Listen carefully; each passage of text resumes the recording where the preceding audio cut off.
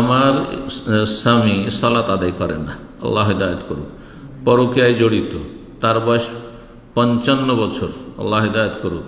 এটি খুব খারাপ লক্ষণ।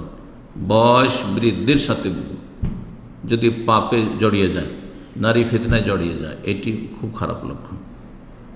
বয়স যৌবনকালে ভালো থাকলো, হ্যাঁ, যখন মানুষের শারীরিক চাহিদা বেশি থাকে তখন ভালো থাকলো, আর শেষ জামানাতে গিয়ে নারী ফিতনায় লিপ্ত হয়ে গেল, অথবা কোনো নারী পুরুষের ফিতনায় লিপ্ত হয়ে গেল, এটি লক্ষণ খুবই খারাপ। এটি জাহান্নামের রাস্তায় চলে যাওয়ার লক্ষণ। এটি হচ্ছে ইন্তেকাস, মানে ইসলাম বিমুখতা। ইসলাম বিমুখতা দুই রকম, একটা হচ্ছে পূর্ণ মোরতাদ হয়ে যাওয়া, আর একটা হচ্ছে ইরতেদাদ জুজই, আংশিক ইসলাম বিমুখতা। নেকির রাস্তা থেকে আপনি গুনার রাস্তায় ফিরে গেলেন। বয়স হওয়ার সাথে সাথে আপনার তাকওয়া বাড়বে, পরেজগারি বাড়বে, আমল বাড়বে, ফরজ ওয়াজিবের হেফাজত বাড়বে, সুন্নত নফল আল্লের পরিমাণ বাড়বে, কোয়ালিটি বাড়বে, ইত্যাদি নেকি বাড়াবেন আপনি, এবং গুনাহ থেকে অনেক বেশি দূরে থাকবেন। জি, কারণ আমি যত বেশি সময় পার হচ্ছে তত বেশি কবরের দিকে চলে যাচ্ছে, তত বেশি মরণের দ্বার প্রান্তে চলে যাচ্ছি।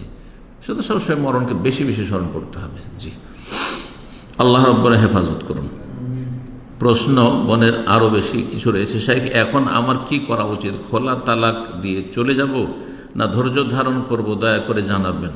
না, বেনামাজের সাথে ধৈর্য ধারণ করা যায় না, তবে তাকে সময় দিতে পারেন, ভালো করে বুঝিয়ে দিতে পারেন ওয়ার্নিং দিয়ে, যে তুমি নামাজ পড়ো তো আছি, না হলে থাকবে না।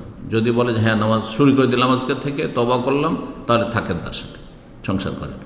আর যদি বলি যে নামাজ পড়বো না, তুমি যা পারো তাই করে না, তোমার যা ইচ্ছা তাই করো, তাহলে বেনামাজির সাথে সংসার করা কোনো মহিলার জায়েজ নাই, আর কোনো বেনামাজি মহিলার সাথে বা কোনো বেনামাজি মহিলাকে নিয়ে কোনো পুরুষের সংসার করা জায়েজ নাই, কারণ বেনামাজি কাফের, মুসলিম না।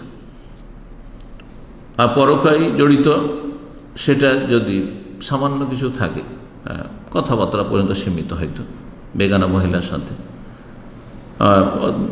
চ্যাটিং পর্যন্ত সীমিত, তাহলে এই ক্ষেত্রে সবর করা যেতে পারে, এই কাজ। কিন্তু যদি দেখা যায় ওর বদ অভ্যাস হয়ে গেছে, ব্যভিচারে লিপ্ত, তাহলে বদ চরিত্রের লোকের সাথে সংসার করে কোনো শান্তি নেই, নর হোক আর নারী হোক।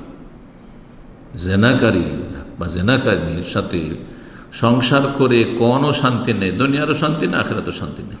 যারা নিকৃষ্ট সমাজের কীট, নাসাউল্লাহ সাল্লামাত আফিয়া।